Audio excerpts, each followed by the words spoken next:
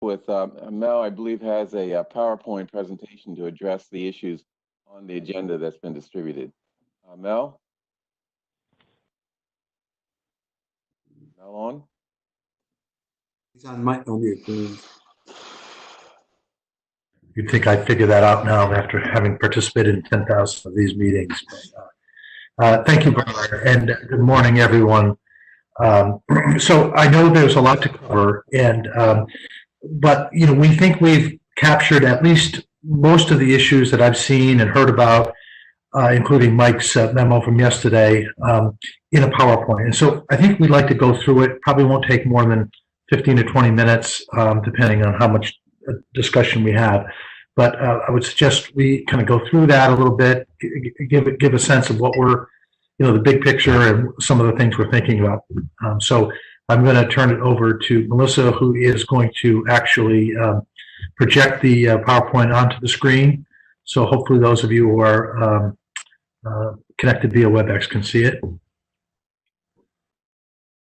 Sure. And I guess if there are questions that come up during the presentation, Devin, if you can acknowledge those and convey them to Bernard.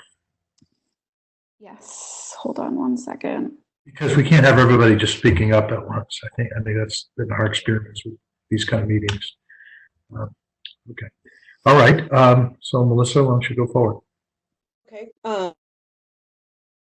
Just a review of what we have on our agenda. We'll be trying to capture discussion on 20 and 21.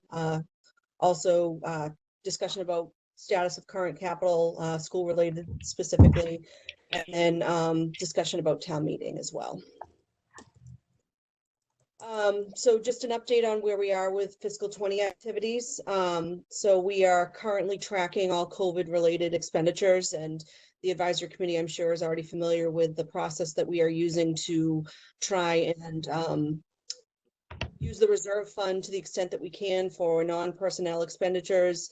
And we have payroll expenses related to COVID remaining in the departmental budgets. We are tracking those as well. For the most part, the fire department's probably kind of the biggest drain on COVID related overtime. And that's a result of some of the cases that they've had. We will likely need to do some transfers towards the end of the year between departments in order to cover any payroll specific overages. So that's kind of what we're doing right now. Mel, I don't know if you want to talk. This is town and school point about hiring and spending freezes. Sure. Thank you. So I think that the thing we want to convey to people is we're not overly concerned with FY20. I mean, we're concerned, of course, because any revenue we lose or any of the expenses that we're incurring, are things we didn't plan.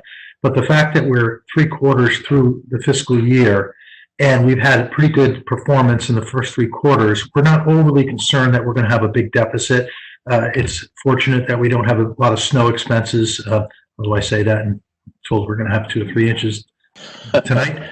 But so, in general, I think that we don't think we're going to have a deficit in FY20, but clearly all those expenses or revenues that are reduced in the fourth quarter are going to happen throughout fiscal 21, and that's the big thing. And also, we're going to have less free cash as a result of the tighter expenses, revenues and expenses in FY20. But that's really all I have to say on that. And also one more thing, I do think that we're likely to get federal funding for the COVID related, and as Melissa said, we're tracking those very carefully so that when we have an opportunity, we will be able to get reimbursement for those. But I'm not we'll talk about FY21 as we go forward. Melissa, can I just give a quick schools update on the hiring spending freeze, just so folks are aware of it? Great, thank you. Last week we put in a hiring and spending freeze. We've spoken directly to all of our principals, coordinators, directors. Those are our budget managers. Had conversations with them, a number of them, reiterating this, and then also giving them documentation. Any emergency, we're only allowing what we're calling emergency and essential expenditures, and those have to come through our senior leadership team. every single one of them, no matter whether it's a $300 software thing or having to replace an essential employee who was left or something like that. But every single one of those is coming through our senior leadership, and we're tracking all of those, and we'll only approve any expenditures that are absolutely essential or based on emergency needs. So that's already happening at the school level. And then we are also looking to close the fiscal year earlier for non-COVID related activities. So, this is typically the time where finance is already planning for closing the fiscal year. So it's really just moving our procurement deadlines up and making sure that departments are only spending on essential services in order to kind of continue operations for essential services. And Gina is here also if she wants to talk that what we're planning on as well. So the next slide is just an update on some of the that have happened at the state level to provide some relief in terms of budget timelines and other kinds of deadlines that we're able to have some flexibility on. This was an act that was passed by the governor a couple weeks ago. And so obviously it gives us some relief if we have to have a town meeting beyond June 30th. And then also we're exploring the potential of having a virtual town meeting as well. And I'm sure Mike can probably talk a little bit about that maybe after we're done, or Bernard, I don't know if you want to take that as it comes, or if you want us to just run through and then we can have people comment afterwards. I think it'd be quicker and easier just to run through, and people should save their questions for afterwards. Sure. This next slide is just a couple of other legislative as part of the original package. We had the board vote, I believe it was this past Tuesday, on relief around payment of taxes. And there's also some relief on the cap of hours for retirees that are still working for the town. We have a few of those around. So then this next slide is around kind of year-to-date activity on local receipts. So as you can see, we're pretty close to meeting our budget estimate for local receipts. This is activity. March is not fully booked, but pretty close to being there. And so I think we're pretty confident that we're going to be able to meet the budget. But obviously, as Mel said, we generally turn back a revenue surplus somewhere in the range of like $3 million. So we know that that is a vulnerability that we have that will impact our free cash at the close of fiscal 20. So then the next slide is just to kind of give you the snapshot of fiscal 21, where you can see that, most of our revenue is property tax, and fortunate for us, that's a pretty stable source of revenue. Obviously, we've got some vulnerabilities around state aid and local receipts that we'll be talking about as well. Could I this is Mel again, could I just hop in and ask Gina just to address property taxes? There's a lot of concern about property tax collections and so on, especially as you noted, Melissa, we gave voters, we adopted those state provisions that allowed deferrals and waiver of penalties and interest. But Gina, could you just give a flavor of how you see property taxes, especially how so many of them are escrowed in persons' mortgage accounts? Sure, thank you. We do expect that we will have a majority of the funds collected by June 1st, which is the technical deadline, and most escrow companies plan on complying with the June 1st deadline, and they typically will make arrangements with their mortgagees, payment plans if they need to, but they always want to make sure that they keep the town whole so that they don't jeopardize the lien on the property. So I feel confident that by June 30th, we should have a majority of the taxes collected. Okay, so this next slide is one of the things that we're doing in addition to reaching out to our local partners is we're also reaching out to our professional associations.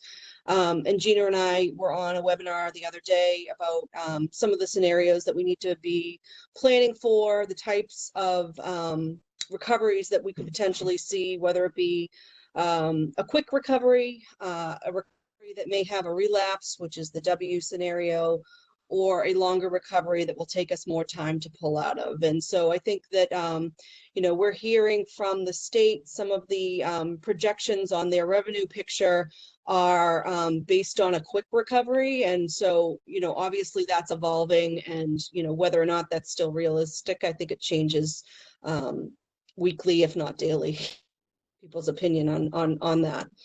So then in terms of 21, so this past week I went virtually to the revenue hearing that the state hosted, where you heard from mass taxpayers and others about their projections for the overall economic condition of the state. And so I'm sure that people have probably read some of the recap in the news after that hearing. It's pretty dire forecasts. They're projecting a 14% decline in state revenue. The DOR, Mike Heffernan, who's the commissioner, said that they really needed to see April activity because March still came in close to what their expectations were. And I think we are also knowing that our April activity is going to be the month that we're really going to see the decline. And even in our revenue that we get from the state, our quarterly payments of hotel, motel, meals, when we get our payment in June, that will be for activity in March, April, and May. And so that's really when we see what the impact is, at least from this initial phase of the pandemic. Putting on this slide also some other revenue items in 21 that we know have question marks now, given where we are with the situation. So we had a parking meter increase planned for fiscal 21. And you know, there might be some issues whether or not that parking meter increase should move forward. Same thing with trash, and same thing with some of the parking fees that we propose. So those are kind of considerations that we need, you know, some more guidance from the board. Still appropriate to pursue those revenue increases.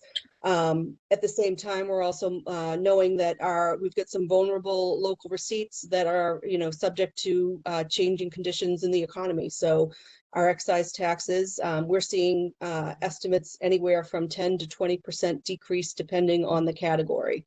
Motor vehicle excise, we're seeing estimates of anywhere between a 2 and 4% decrease. Building permits, I think most people that have been following our budget know that we are pretty conservative in our building permit numbers, because we use that line to generate free cash, because we're not baking in some of the economic activity that we've seen historically intentionally in order to generate free cash. Parking fees and fines, I think people know nobody's really driving around, so there's not a lot of turnover in terms of, you know, meter fees and parking violations as well. And then interest income obviously is also very sensitive. So these next couple of slides just kind of show some of the history of those sensitive items in relation to some of the downturns that we've seen historically. So you can see both new growth and then hotel motel kind of lined up against those particular declines. And then you can see motor vehicle and then building permit activity in relation to those as well. So then in fiscal 21, obviously we've started, you know, rethinking and planning and trying to figure out, kind of given the new timetable for town meeting, what that will mean for 21. New initiatives that we previously proposed, we're going to have to re-engage with department heads on those initiatives. We are already looking at all the vacancies that we have to determine whether or not some of that salary savings would help us avoid potential layoffs. And then we are also looking at existing service levels, and we're going to need to be engaging very quickly with departments on revised budgets. Also looking at reserves and knowing that, you know, I know that people are probably wondering about the stabilization fund in 21 and how that can be used. I think we're concerned about potential use of that because it will just prolong the problem. We know that free cash will be lower in 21. Probably will be a desire cash that came from fiscal 19 certification. But we know that we're going to see a decline in 21 because the revenue picture is just so grim. Capital projects, I would like to turn it over to either Ben or Mary Ellen to provide an update on the capital projects that are listed here, and then Mel will update on the Newberry. Sure, I can go ahead. So high school continues, but is being hit quite a bit with social distancing measures for folks who are still working, but then also a couple of the unions, carpenters, for example, are now have pulled their people off the project. So that's definitely impacting timelines and progress. Obviously, the Driscoll School is going ahead. It actually has not been that deeply affected really, because a lot of the work is happening. The design work that's happening can still go ahead even with social distancing measures. They are putting a test geothermal well in this weekend that'll be be working over the next few weeks. So that's continues to pace really. They are today the 50% design development work is completed today, and then they're putting that out to get two different estimates, and have those estimates be reconciled. So that's going quite well actually, and still on pace. Pierce School, as many folks know, was accepted into the feasibility phase by MSBA just on Wednesday, I think it was. And we are having a building committee meeting next week with them, and then a public, community meeting with the whole Pierce School community the following week. So I'll pause there for those after those three. And someone else should give a Newberry land acquisition update. Marilyn or maybe Helen. Well, let me do it first, and then people can weigh in. I did want to give some updated news on Newberry, but also just want to go back to high school. As everyone knows, the high school is a subject of our town meeting coming up in terms of funding. So, we can talk about that if we need to, but I wanted to point that out. As far as Newberry land acquisition goes, the select board yesterday wanted to remove that question from the ballot, at least for the time being, or for this annual town election. The annual town election is June 9, so that ballot question will not be on that municipal ballot. And the idea is to negotiate with Welltower about basically an extension. It's possible we could still act on it at town meeting conditional for a future town vote, but because of the vagaries of state law, that would have to happen before September 15th, which is a real challenge. And we already have a primary election on September 1st. So still talking to Welltower about that, but that land acquisition is now off the is off the ballot, and we'll be dealing with the land use issues and possibly land acquisition conditionally at the town meeting coming up. And so that just brings me to the last slide, which obviously I think most people are aware that we are delaying the town meeting to June 23rd. Looking at the typical schedule and going back from there, we should be targeting our budget votes for the first week in June. And it's very likely that we are going to need to make further adjustments in the fall, because we have very limited data to really make any changes at this point. So we know we're going to have to do further refinement in the fall. And then we've also reduced the number of articles that the board will be moving forward. The board took a vote to only move certain articles, and so there'll be a reduced town meeting in order to conduct it potentially virtually. Can I just, it's Mike, one thing, Sandy Gadsby has pointed out that town meeting needs to accept the postponement of other articles. And it's always possible the town meeting will decide to add something back in. One of the issues for the advisory committee is if we haven't done a report on something, then what? But town meeting will just have to make up its own mind. So there is that risk.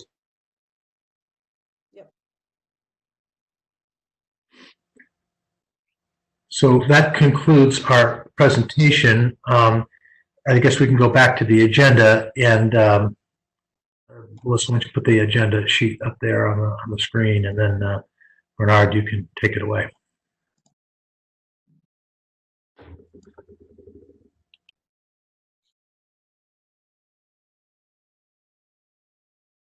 Hold on a second.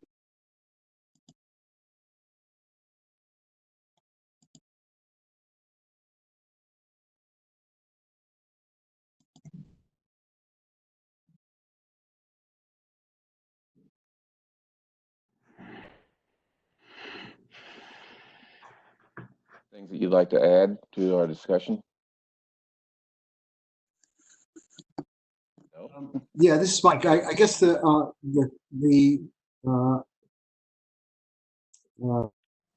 use the term we because it was we, not I. There's I put together a list of questions that we thought needed to be looked at, and clearly from this, this is a good overview. Thank you very much. It's there are a number of things in here that are reassuring, and frankly, one that's a big surprise, which is that we expect not to have a deficit, even though we'll have less free cash. We have to have a deficit for 2020. But a number of things that we think on the advisory committee that we should be looking at the very least, we should be looking at what services need to be reduced, what lines of, what things that we're currently doing need to be reduced, and what new priorities might push forward as a consequence of this. Is there something that we hadn't normally, that we wouldn't normally think about spending money on, that we need to be spending money on? If that's reimbursable by the federal government, that might be okay. But the combination of what might need to be cut and what might need to be added are two things that I think are really important to try to get a handle on what a budget's going to look like for June 23rd. Yep, With Mike. that- Okay. I would agree with that, Mike. I think that the one of the frustrating parts is that the CARES Act and what year that will hit is still something that we haven't received any information on. And I think the state is also looking for direction from the federal government on that as well. That's kind of a missing piece as to, we know that will be providing support for the expenditure side of the budget, not the revenue side of the budget. But we don't know how that's going to play out. Okay. So then the question is, oops, sorry. I am unmuted. Then the question is, what do we need to be thinking about? What do we think we're going to need to spend that's new and related to the COVID-19 issues, that regardless of federal compensation? I think that's also a question that is really dependent on when we start trying to resume normal activity. I know that I have a meeting planned next week with HR and Dr. Jett to talk about what would it look like to bring employees back into public buildings and what would be required in order to support that. So that's still evolving as well. And on the reduction side, where are you? In both you and I should be asking the schools the same question. So we've started to, we're starting to work on some numbers, but at this point it's a little too early. We need more data in order to really kind of put anything out there formally, especially in a meeting like this. But it is something that we're looking at. We're looking at existing vacancies. We're looking at, historical budget line items and looking at potential reductions in areas that, traditionally we've always had a kind of cut list of items that, if we can't figure out how to resolve our budget, they're always kind of in our back pocket. So obviously that cut list needs to be bigger, and we also need to be able to engage with department heads on that as well. Okay. Ben, do you want to have, or Mary Ellen? I can chime in. So as folks I think know, we've been working through since the fall, just an anticipated gap between expected revenues and anticipated costs. And have done a lot of work with our budget managers, principals, coordinators, directors, and also more recently, school committee. And that was just in terms of addressing, our old world. But because of all that groundwork we've done, while I will present a balanced budget for the old world next week's finance subcommittee meeting, we also then have the groundwork already done, for what we expect will be further cuts. So we don't have to. We have the drawing board written up essentially, but then they'll have to, obviously wait to understand the depth of that we have to go to in the next round or rounds. So, but I feel comfortable that we've done a lot of the analysis and work to understand where we could turn when needed. I do have, I'm going to stop after this comment because I'm sure that Cliff might have something to say and other people as well. But the one thing I'm concerned about with local receipts is when you compare hotel and meal tax receipts to prior recessions, even during the 2008 recession or the 2000 recession, meals receipts and hotel receipts didn't drop as precipitously as they in this instance. And so I think it's a dangerous thing to look at even FY20, but certainly FY21, and think that we'll have a reduction that's comparable to what we saw in prior recessions. I think we're going to have a very deep hole for as long as the social distancing requirements persist. So that's the one caution I have. I agree with you too. I think that's why we're very anxious to get our data from the state on the last quarter of the year. Yeah. We also need to hear what the state is projecting because they're getting those same. They're relying on those same streams as well because the state gets a piece of the hotel and also the meals as well. So that's where, getting more information and seeing the way that they're projecting is going to help us build our estimates. Okay. I would encourage you to take a very big view of those numbers. Mm-hmm. Thinking about it even now. Yeah, thank you, Mike. This is Mel. Yeah, definitely. That's sort of the way we roll. We try to be as conservative as possible. And I just wanted to remind everybody's in the same boat. It's not like a typical Proposition 2.5 era where, some communities are facing some stress in one year where others are not, depending on overrides and other things. Everybody's in the same boat. So you can imagine, we're participating in a lot of forums and other ways, our colleagues who are talking all about the same things all the time. And I think that's going to continue to ramp up as we get closer to the town meeting season. Okay. What's the next, what's the next time to come back to do some, I think this is personally, I think this is a very useful meeting. And because we have community members just listening and so forth, and there's an opportunity to ask questions back and forth. What's the next stage when you would think of coming back to this group and reporting on an update? When are you going to have something else that give us? I would say we probably at least need a month of data that, seeing April activity is really going to be something that will help us understand the receipts that are particularly vulnerable.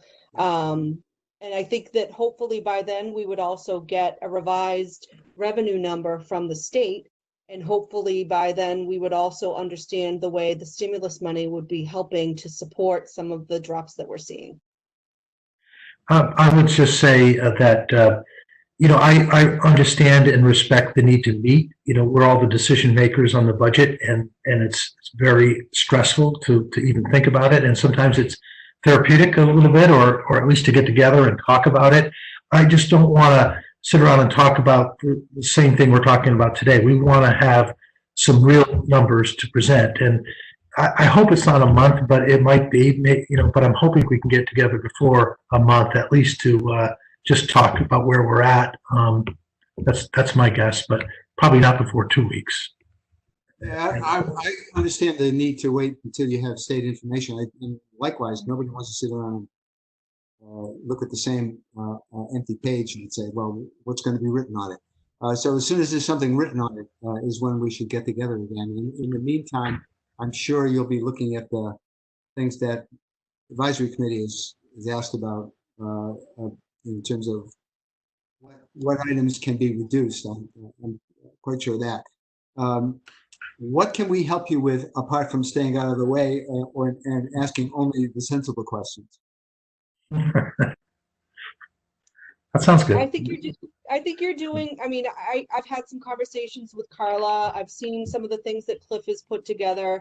I mean, I think we're all kind of using whatever resources we can to talk about it, you know, to our colleagues, engage with our professional associations. And I think, you know, being able to bounce these kinds of things off the advisory committee is helpful as well. Okay. All right. Well, we're certainly willing to be a sounding board for any of this. Both in that goes for the schools as well. If there's anything that we can help. Okay, I should say, I said before I was done, I was really not be done. So are we going to discuss next meeting date? I think that was where Mike was going. Yes. We'd be happy to have any other conversation among the members of the task force in reaction to what's been talked about today. So we still have 25 minutes. So There is a question that's come in from one of the attendees, Eileen Berger. What specific changes will be necessary to create a unified approach to financial planning? Melissa, you have any comments there? Any response? So I feel that Mary Ellen and I have a pretty collaborative relationship when it comes to, reviewing these numbers, making sure that things that I'm doing that might implicate the schools and vice versa.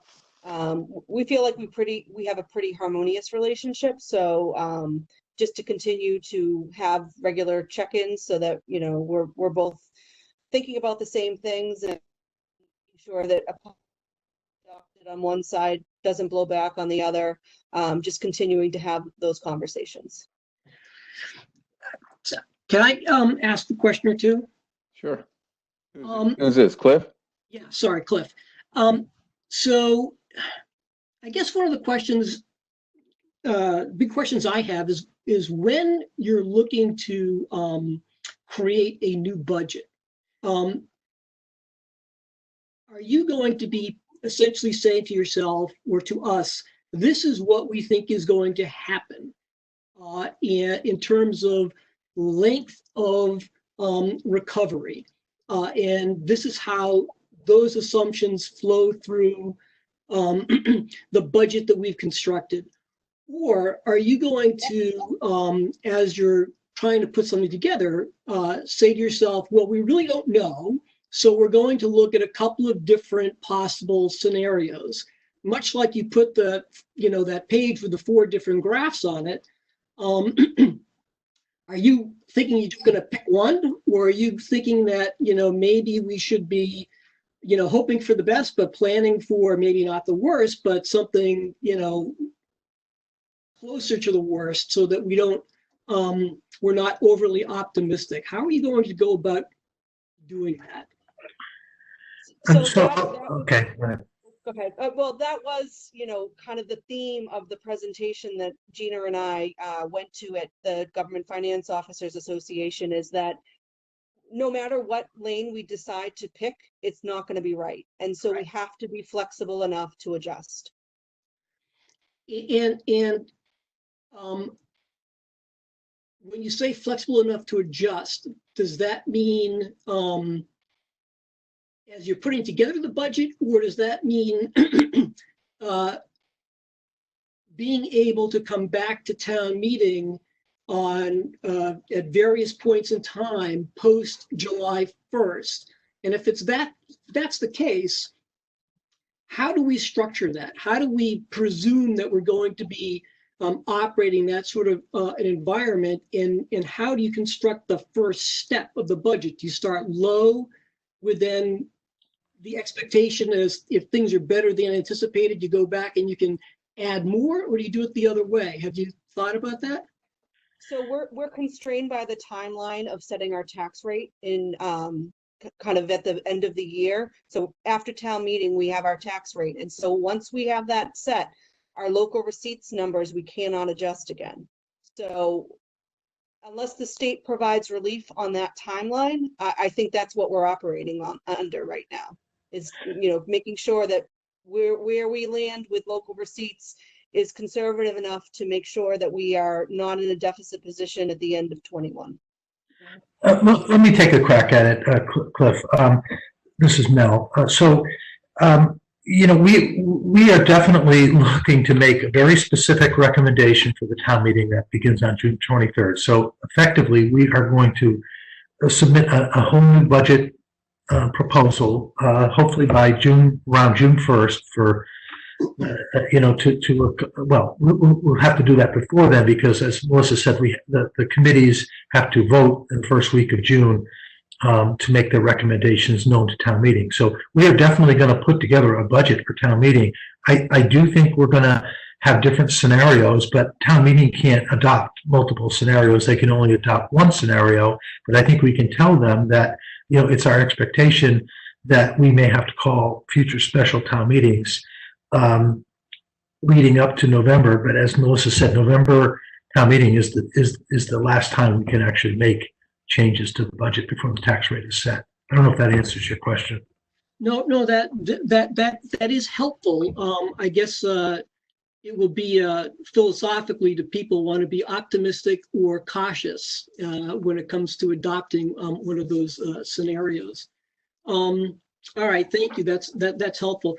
One other question I have, it's really not about this presentation, but on the town website, the interactive budget, it doesn't seem very interactive right now, in the sense that it'd be nice to be able to download certain things into Excel. Is that something that is coming, or is it something that you're able to unlock, or what's the status of that? So that is absolutely coming. After we produced the document, the next phase in our engagement with OpenGov was reporting. And so we've been trying to create a dashboard that then we can roll out and share with the community, other levels of looking at the budget. So that's absolutely in the works. But not anytime. Well, I know that a lot of it's been built, so I need to talk with Justin in terms of timeline for rolling that out to our transparency portal. Okay. Thank you. You have two questions in the queue as well. I want to make everyone aware. Can I just ask a quick question, Bernard? So we've talked a lot about the operating budget for 21, and we've talked about larger capital projects. Just curious about some of the smaller projects that may be included in the CIP, particularly as we hear about free cash number being affected, which funds a portion of the pay-as-you-go CIP. What can we expect there for playgrounds and sidewalk replacement and those types of evergreen activities? Sure. So obviously we would need to look at the entire budget, because we're not going to be able to solve this just by looking at the operating side. One of the things that we did, I think it was back in 2008, is we revisited the level of operating funds that were going into the CIP, which obviously impacts revenue financed projects. So in addition to free cash being lower, potentially we would be able to provide some relief to the operating budget by reducing revenue flowing into the CIP. I would say that is something that we know we have as a tool, but it's a little too early to talk about specific projects that we might be recommending either postponing or canceling altogether. But it's in the mix, it sounds like, as a. What about the stabilization fund? $2 million payment to the stabilization fund. Is that something that you're expecting to postpone, or what happens with that? Excuse me, Mike, were you referring to the proposal in the budget that would appropriate funds to the stabilization fund in response to BFAC? definitely on the table. But, I do want to say that, we're talking about reserves here, and we mentioned before that, to the extent that we use reserves or sort of one-time sources of funds to support the operating budget, we're digging ourselves a bigger hole. And, sometimes that's appropriate if you can see at the end of the hole, there's going to be something to help, backfill that or to smooth it out. But we're very worried about using money, whether it's the capital projects like Ben mentioned or the appropriation to the stabilization fund, just to fill in the hole and then dig ourselves deeper. That doesn't mean we talk about that and think about those things in the bigger picture of reserves and free cash. But right now, I guess everything's on the table.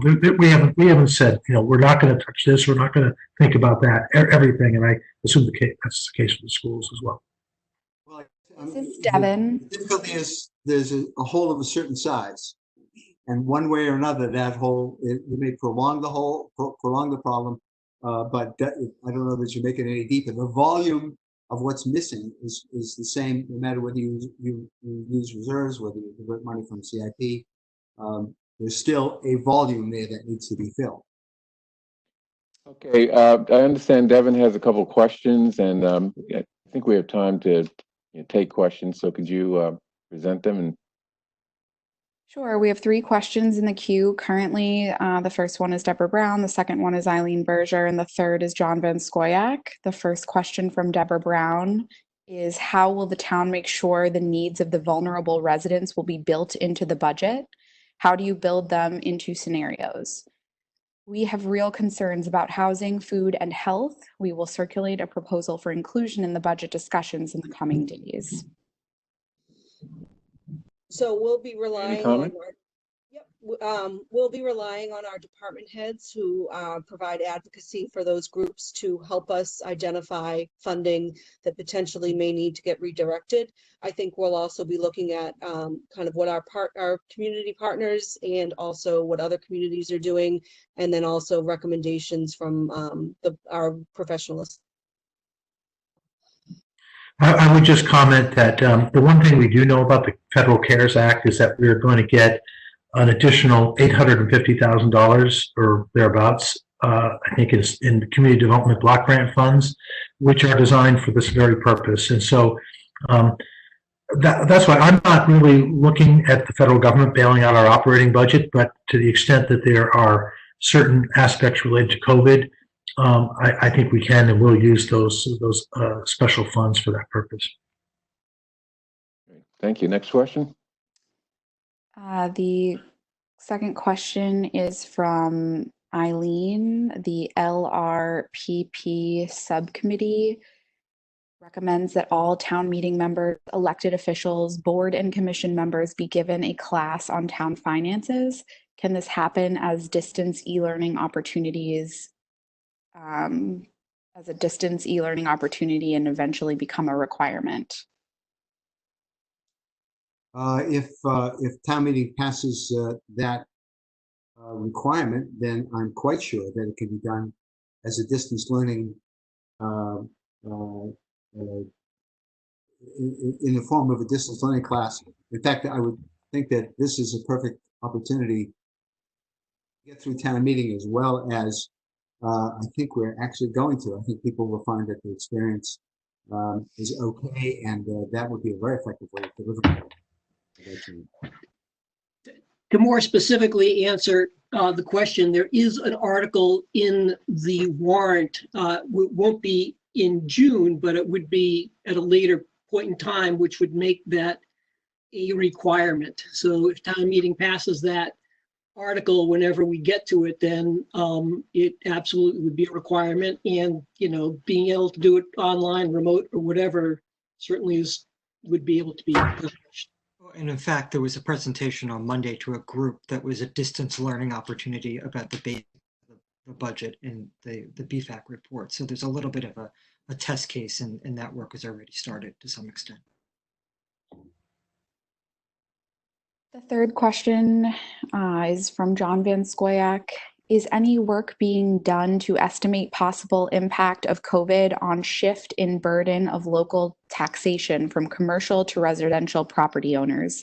And if a shift is imminent, is any consideration being given to limiting the impact via a cap on increases in tax bills? I'm not sure we're legally able to do that. We only have one shot per year, but going forward, I don't know. We have the tax classification and residential exemption discussion once a year. I don't know if that is that what John is asking about, is whether we're going to modify that as part of the budget strategy. It sounds like it. I think what John might be alluding to is that given what's happening in the commercial real estate market, it's possible that to the extent that there's changes in assessed values, that commercial properties will be hit more than residential properties. And if that's the case, then in theory, the residential base is going to pick up more of the tax burden on a relative basis.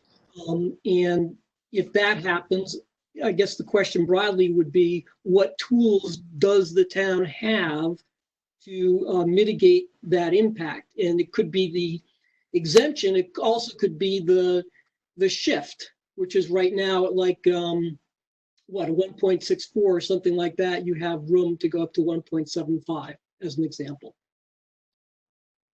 Another question has come in. This is from David Lascoye. Is contributions to pension and OPEB on the table? Everything's on the table.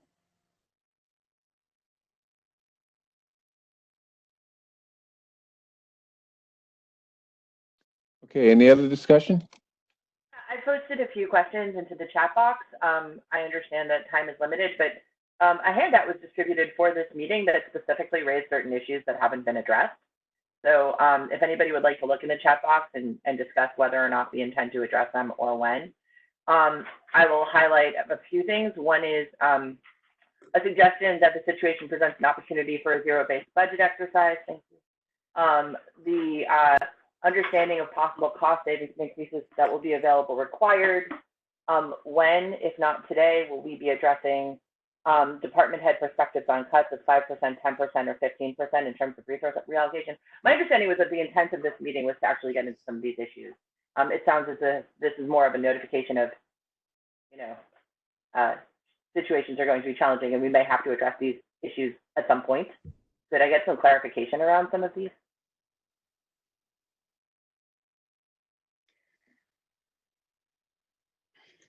To answer your question, I sent it to all attendees.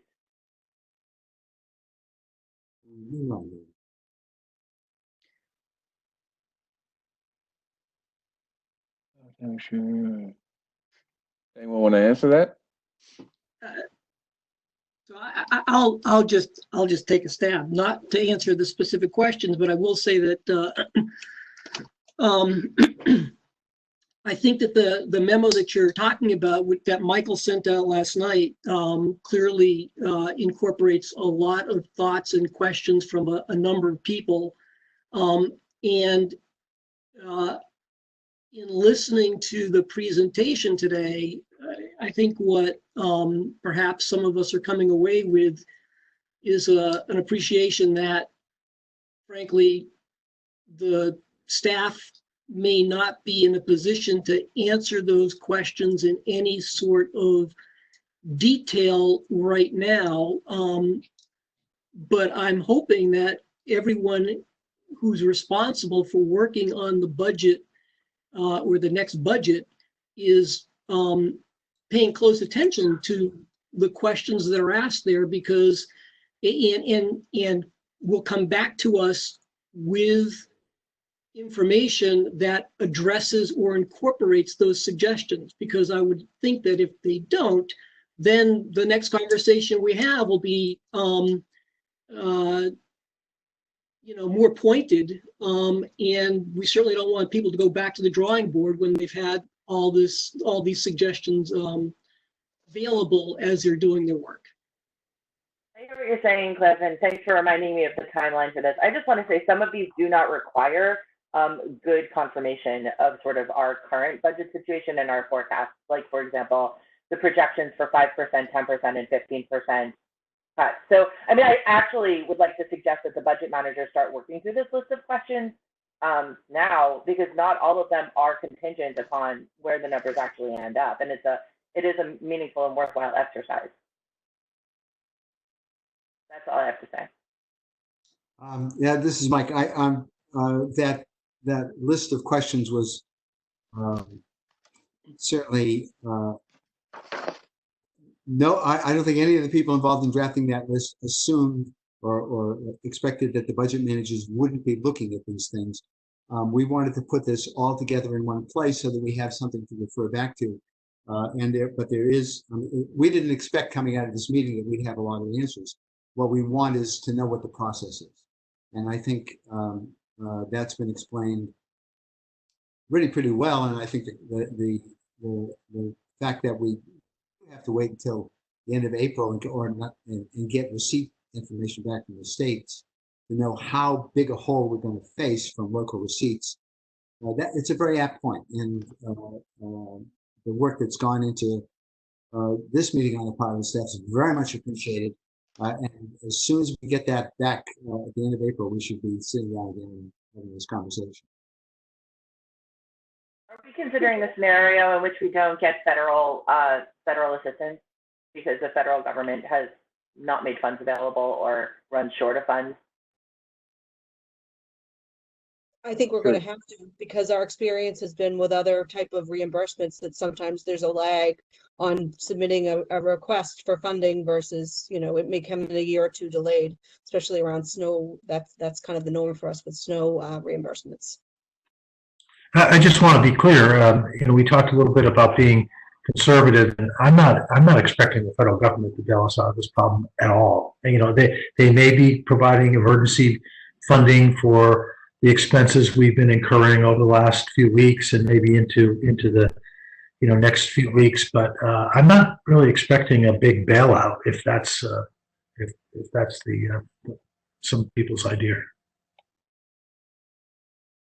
Great, thank you. Any other questions, Devin?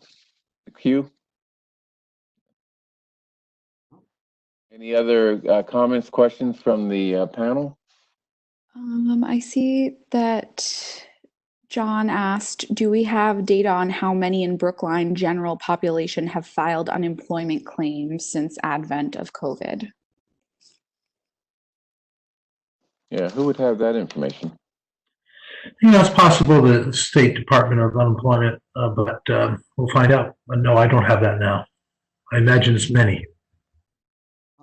I have a text message request that the slides be made available or distributed. If you can get them up on the website and perhaps post a link to it on the Ask Anytime Meeting member to post a link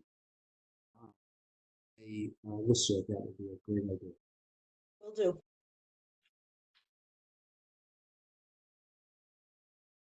Okay. Is there anything else? We adjourn this meeting. So moved. Any final thoughts, Mike or Melissa? We still need to set a time for another meeting, or yeah, should we wait until we see how this turns out over the next few weeks before we? What's the normal schedule in terms of the state reporting receipts back? Do they come in the first week of the new month, or what are we looking at? So I think the thing that we're really looking for is for the state to put out a revised consensus revenue number. That is really going to help us figure out what that means for our state aid. And I don't expect we're going to get local the hotel motel meals until June. So we know we're just going to have to rely on the revenue estimates the state is putting out for those same items. So that will benchmark for us, because if they're saying their receipts are down 50%, then we can apply that number if they're down 75% and so forth. Yep. Okay. I will mention one thing. I had an opportunity to in a meeting with the Senate President 2 days ago, and I thought it was interesting that she indicated that her desire, anyway, is to develop a more consensus approach to the state budget this year. So as opposed to the House going first and then the Senate following up, and then always pushing towards the end of the fiscal year and most often going beyond it and having the state having to do 1/12 budgets. She's committed to trying to get the budget done a little earlier, and that would, and we encouraged her, if they do that, to perhaps create a consensus state aid number for cities and towns. I know we talked about that at the legislative briefing that the school committee held a few weeks ago. So that's a possibility that the state will be able to give us some better numbers than they normally do in the regular budget process, earlier numbers. One comment I'd make, am I muted? One comment I'd make for us in Boston, Cambridge, Somerville, as opposed to the rest of the state, we have a fairly substantial portion of our population in college age and graduate students. And I'm sure everyone's been reading about the possibility that universities will not be opening in the fall. And to the extent that happens, it's going to impact some municipalities much more than others. And that will, be not just things like local receipts, but it also could be things like rental properties. And, I just think that we need to be more on top of that than certainly some of our peer communities out a little bit further west. So just a thought. Yeah. Any other thoughts? This is Susan. I have to jump off to another call, but I would love to invite anybody who's interested to come to the school committee finance subcommittee meeting next Thursday morning at 7:30, bright and early. And you can hear a lot more detail about the school, some of the school's conversations and trade-offs that Ben was talking about. Okay, thank you, Susan. The next meeting, why don't me and Susan and a few other people, I guess, circulate a doodle poll or something like that to figure out a date that makes sense as well as that is convenient for everyone. Okay. Sounds good. Thank you, everybody. All right, Thank you. Thanks. Very helpful. Thank you, Mel, Melissa. Bye. Thanks. Okay, bye now.